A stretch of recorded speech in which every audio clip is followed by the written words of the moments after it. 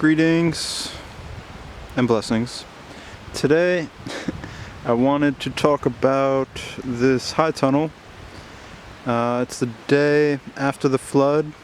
I'll leave a link to that video here, and I'll also leave a link to the last update video I did on this high tunnel, where I explained how I was planting some winter seedlings. And it turns out that those winter seedlings didn't do too well, because I started them in my warm seed starting room and then moved them out to cold. It's funny, when you're winter farming, it's like you're trying to move seedlings from warm into cold,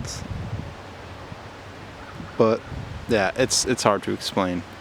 You're moving seedlings from warm into cold, and in the spring you're moving seedlings from cold into warm, meaning it's still colder outside. We'll come back to that. But what I'm trying to say is that my seedlings didn't do too well.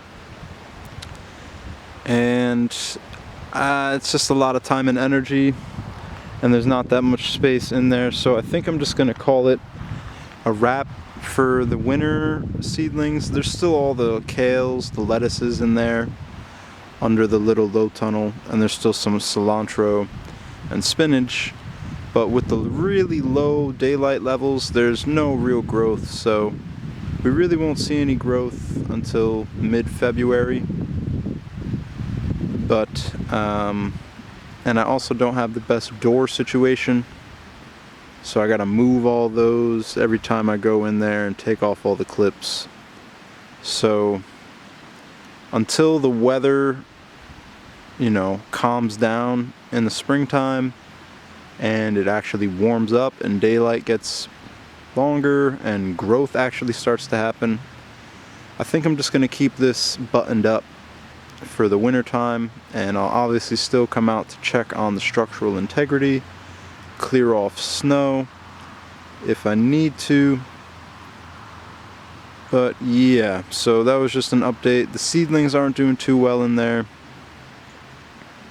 and there's no real new growth, which was kind of expected.